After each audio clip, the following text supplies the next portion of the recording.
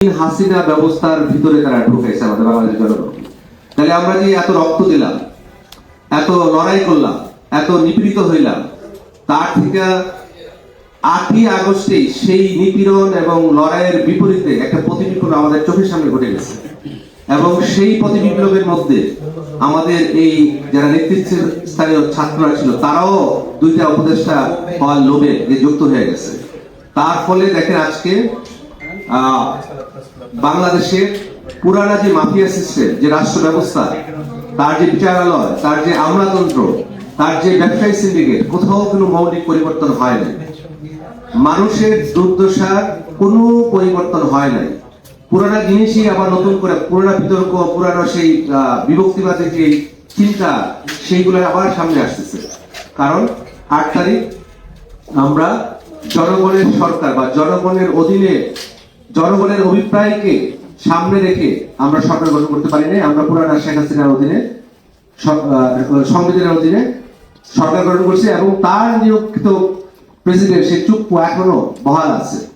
তো এই যে সংকট, এই সংকটের ফলে আজকে ইউনূস সরকার দেখতেছেন আপনি যে সে আসলে মৌলিক কিছুই করতে পারে না। এর সাথে দেখেন আপনি জিওপলিটিক্স এর ব্যাপারও, একদিকে ইন্ডিয়ার দখলদারিত্ব ছিল আওয়ামী লীগের মাধ্যমে, অন্যদিকে এখন ইউনূসের মাধ্যমে আমরা দেখতেছি আরেকটা আন্তর্জাতিক শক্তি এখানে প্রভাব বিস্তার করতেছে এবং তারা নানা ধরনের ইন্টারেস্ট ইউনূস সরকারের মধ্য দিয়ে নিয়ে যাচ্ছে। এবং ইউনূস সরকার তার যে পলিসি মেকাররা এবং ওইখানে যারা সংবিধান সংস্কার কমিটি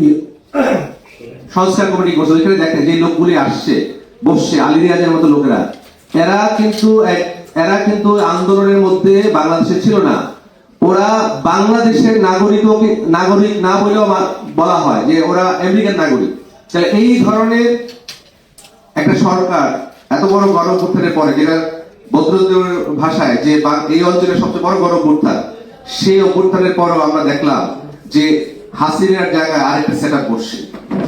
সুতরাং এই ইস্যুগুলিকে আমাদের পরিষ্কার করে বলতে হবে। আমাদের পলিটিক্যাল পার্টিগুলি এই বিষয়গুলিতে কোনো কথা বলতেছে না। তারা নানা পক্ষ, আন্তর্জাতিক পক্ষে বিভক্তি হয়ে গেছে। আপনারা দেখতেছেন নির্বাচনের মধ্যে এবং এখনো আন্তর্জাতিক গণমাধ্যমের মধ্যে এই ভূমিকা আসছে, মানে কথাগুলি আসতেছে।